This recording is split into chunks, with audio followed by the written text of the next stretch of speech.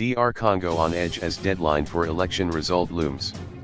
DR Congo was on edge Saturday, just 24 hours ahead of a deadline for announcing preliminary results from last week's crucial presidential election as world powers heap pressure on Kinshasa to respect voters' wishes. Despite the January 6 deadline, the Election Commission chief warned earlier this week that publication of the provisional results may well be delayed in a move likely to stoke further tension in this notoriously unstable Central African nation. The December 30 vote saw 21 candidates running to replace President Joseph Kabila, who has ruled the vast, conflict-ridden country for almost 18 years. At stake is the political stewardship of a mineral-rich country that has never known a peaceful transition of power since independence from Belgium in 1960. Kabila had been due to step down 2 years ago, but managed to cling onto power, sparking widespread protests which were brutally repressed and leaving dozens dead. Despite repeated delays, the vote went ahead on Sunday, pitting Kabila's hand-picked successor Emmanuel Ramazani Shadari against two opposition candidates, veteran heavyweight Felix Tshisekedi and newcomer Martin Fayulu.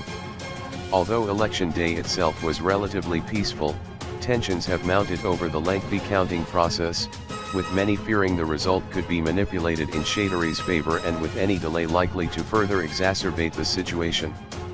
The Independent National Electoral Commission, CENI, had said it would release preliminary results on January 6, followed by a definitive count on January 15 with the new president to be sworn in 3 days later.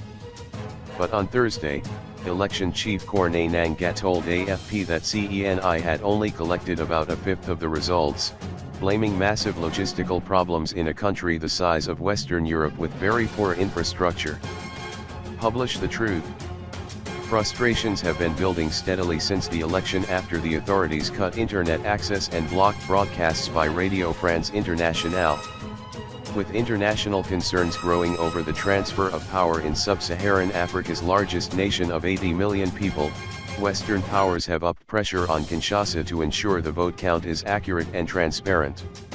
The Democratic Republic of Congo is at a historic moment toward a democratic transition, the European Union said on Friday, urging the authorities to ensure the upcoming results conform with the Congolese people's vote. Washington has also urged Kinshasa to release accurate results and warned of sanctions against anyone seeking to undermine the democratic process in the former Belgian colony.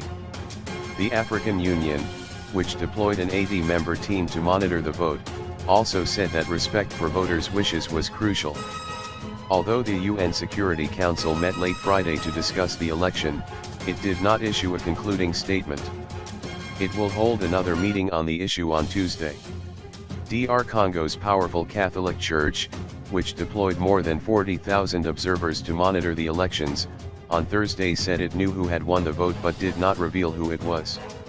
Senko, which represents the country's Catholic bishops and has been at the forefront of protests calling for Kabila to step down, urged the Electoral Commission to publish the results in keeping with truth and justice. Anger at the church. But the ruling coalition, the FCC, angrily rebuffed the church's statement, accusing Senko of seriously breaching the constitution and electoral law by illegally declaring voting trends in favor of a given candidate. The last two elections in 2006 and 2011, both of which were won by Kabila, were marred by bloodshed, and many fear a repeat of the violence if the results are put in doubt.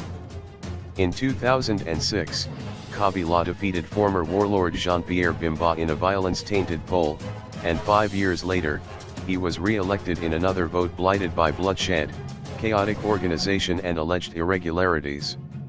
The results were rejected by the opposition.